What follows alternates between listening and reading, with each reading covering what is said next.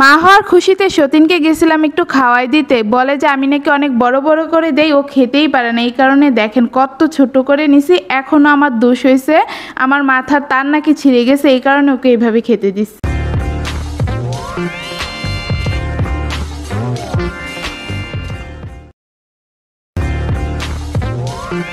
আসসালামু আলাইকুম সবাইকে। সবার কি অবস্থা, কেমন আছেন? আমরা তো আলহামদুলিল্লাহ ভালো আছি। দেখেই বুঝতে পারতেছেন আমি একটু নাচতেছিলাম, মাথা ডুলাচ্ছিলাম, কারণ একটু বেশিই খুশি ছিলাম। আর এই ভিডিও ক্লিপটা কিন্তু গত সপ্তাহের যে ব্লগটা আপনারা দেখছিলেন, জামাই অপমান করে আমাদের 203কে কান্নাই করে দিছে। ওই দিন সকালবেলা, রাতের বেলা কান্না করিয়ে তারপরে সকালবেলা আবার নাস্তা এনে দিছে, সাথে 2টা ছোট ছোট ফুলও আনছে। আমার সতীনেরটা আমি নিয়ে নিছিলাম, নিয়ে আমার কানে গুঁজে দিছি। আমার না 2 কানে ফুল দিতে অনেক ইচ্ছে করতেছিল। আর আমাকে কেমন লাগতেছে অবশ্যই কমেন্ট করে জানাবেন। যদিও আমি জানি যে আমাকে অনেক ফানি লাগতেছে আর গালটা পুড়ে গেছে, ওইদিকে আমি ওষুধ লাগিয়ে রাখছিলাম। সব কিছু মিলিয়ে আমার কাছে না আমাকে কেমন জানি জোগাড়ের মতো লাগতেছে। 2 কানে 2টা ফুল, আবার কেমন বাচ্চাদের মতো আচরণ করতেছি। যাই হোক, আমাদের জামাইকে নিয়ে যে আমি কি বলি, সে রাগ দেখানোর টাইমে এমন রাগ দেখায় মনে হয় যে পৃথিবীতে তার চাইতে এত রাগ আর কারো নাই।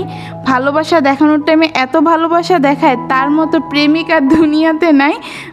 সব কিছু মিলে একদম বেস্ট একটা মানুষ। এই কারণে আমি আরও 2 বিয়ে আমার জামাইকে করাতে চাচ্ছি, যে না, সে আমাদের 4 জনের মধ্যেই সমান অধিকার রক্ষা করতে পারবে। কিন্তু কালকে ব্লগটা দেওয়ার পর সব আপুরা কমেন্ট করতেছেন যে না আপু, তোমরা 2 জনই থাকো, তোমাদের 2 জনকে আমাদের খুব ভাল লাগে, আর বাকি 2 জন আনার কোনো দরকার নেই। মাঝখানে খুশিতে আমার কথা একটু তুতলাই গেছিল, আপনারা কেউ আবার কিছু মনে করবেন না। অনেক তো খুশির কথা বলছে, এখন আপনাদেরকে একটা কষ্টের কথা বলি। একটু আগে তো বললাম যে জামাই আমাদেরকে কত ভালোবাসে, কান্না করিয়ে তারপরে ফুল আনছে, নাস্তা এনে খাওয়াইছে। এই ভালো মানুষটাই আজকে সকালে নাস্তা এনে নিজে খেয়ে ফেলছে। 100 টাকার নাস্তা আনছিল, সবগুলা খাইছে।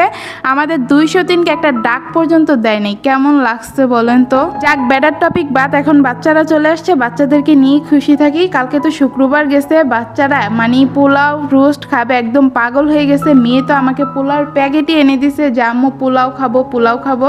তা আমি দেরি না করে চলে গেছি। আর ওদের এতই খিদা লেগে গেছে, আগের দিনের লতি তরকারি ছিল সেটা খাওয়ার জন্য উঠে পড়ে লেগে গেছে। এই যে দেখেন কি কিউট করে খাইতেছে। আর আমিও রান্না করতে চলে আসছি, আর দেরি করি নেই, কারণ যেই পাগল হয়েছে ওই ঝাল তরকারি, ওরা কিন্তু ঝাল খাইতে পারে না, ওই ঝাল তরকারি থেকে চিংড়ি মাছ উঠিয়ে উঠিয়ে খাচ্ছে। মেয়ে তো ওই খাবার খেতে পারে নাই ঝালের কারণে, কারণ ও একদমই ঝাল খেতে পারে না। আব্দুর একটু খেতে পারলো, এই কারণে প্লেট নিয়ে চলে আসছে, পোলাও রোস্ট খাবে এই জন্য। আমাদের বাচ্চারা এক একজনের থেকে এক একজন সব কিছুতে বেস্ট, পুরো বাবার মতো হয়েছে। বাকিটা আপনারা বুঝে নেন কি বুঝাইতে চাইছি। আপনাদের মাথা আছে কি জন্য আমার বুঝাই দেওয়ার জন্য? আজকের ভিডিওতে আমি মনে হয় একটু বেশি মজা করে ফেলতেছি, তাই না গাইস? আচ্ছা, এখন যেহেতু বাচ্চাদের কথা আসলো, আমার প্রেগনেন্সি টাইমের একটা কথা আপনাদেরকে শেয়ার করি, যেটা আমি আগের ভিডিওতে মিস করে ফেলছিলাম, তাই এখন বলতেছি। আমরা 203 যখন প্রেগনেন্ট ছিলাম, আমাদের জামাই কিন্তু আমাদের 2 জনের কারোর সাথেই থাকতো না। সে বলতো যে আমি ঘুমের ঘরে যদি তোমাদেরকে লাথি দিয়ে ফেললাম বা কিছু একটা করে ফেললাম, এমন আছে যে খাট থেকেই ফেলে দিলাম, কারণ আমাদের জামাইয়ের ঘুমের কোনো ঠিক ঠিকানা নাই, কিভাবে যে মুড়ামুড়ি করে বাচ্চাদের মতো ঘুমায়, এই কারণে আমাদের কারোর সাথেই সে শুইতো না।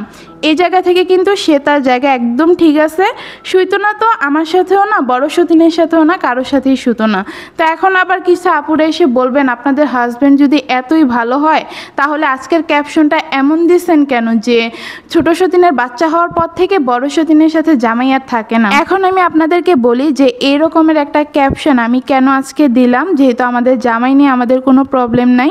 আমাদের কাছে রেগুলার এই ধরনের কমেন্টগুলা বা মেসেজ আসে যে আপু আমি বড় সতীন, আমার বাচ্চা হয় না, এই কারণে জামাই আরেকটা বিয়ে করছে। এখন ছোট সতীনের বাচ্চা হওয়ার পর থেকে জামাই আর আমার কাছে আসেও না, আমার কোনো দায়িত্ব পালন করে না। আবার এই ধরনের মেসেজ আসে যে আপু আমি ছোট সতীন, জামাই আমাকে বিয়ে করছে, কিন্তু সে সারাদিন তার বড় বউ নিয়ে পড়ে থাকে, বড় বউকে সব প্রায়োরিটি দেয়, আমাকে মনে হয় যে চোখেই দেখে না, এরকম টাইপের। আচ্ছা, আপনি যদি সব বউয়ের সাথে সমান অধিকার রক্ষা করতে নাই পারেন, তাহলে বিয়ে কেন করেন? আপনাকে তো আর কেউ ধরে বেঁধে তারপরে 2 বিয়ে করায় না, তাই না? আচ্ছা ঠিক আছে, এটা ইসলামে জায়েজ আছে, এই কারণে আপনারা একাধিক বিয়ে নিয়ে এত লাফালাফি করেন। ঠিক আছে, একাধিক বিয়ে করেন, কোনো সমস্যা নাই, তবে সব বউর মাঝে কিন্তু সমান অধিকার রক্ষা করতে হবে। যদি না পারেন তাহলে ওইটার শাস্তিও কিন্তু অনেক বেশি। লাফি শুধু একাধিক বিয়ে করলেই হবে না। আমাদের জামাইয়ের কপাল ভালো, সে আমাদের দুইজনের মধ্যে খুব সুন্দরভাবে সমান অধিকার রক্ষা করতে পারে। যেহেতু আমাদের কাছে এই ধরনের মেসেজ কমেন্টগুলো রেগুলার আসে, তাই ভাবলাম যে আপনাদের সামনে আনা একটু দরকার। আজকে এমন একটা আপু আমাদেরকে কমেন্ট করছিল, যেটার স্ক্রিনশট আপনারা একটু আগেই দেখতে পাইছেন, যে আপুটা বড় সতীন, তার হাজব্যান্ড আরেকটা বিয়ে করছে, আপুর বাচ্চা হয় না দেখে। ওই মানে সতীন, ছোট সতীন নাকি প্রেগনেন্ট হওয়ার পর থেকে জামাই তার সাথেই থাকে, মেয়ে নিয়ে এখন পর্যন্ত আছে, আপুর সাথে থাকে না, তেমন কোনো গুরুত্বই দেয় না। যেটা আমি কমেন্টটা পড়ে বুঝছি, আপু না বললো।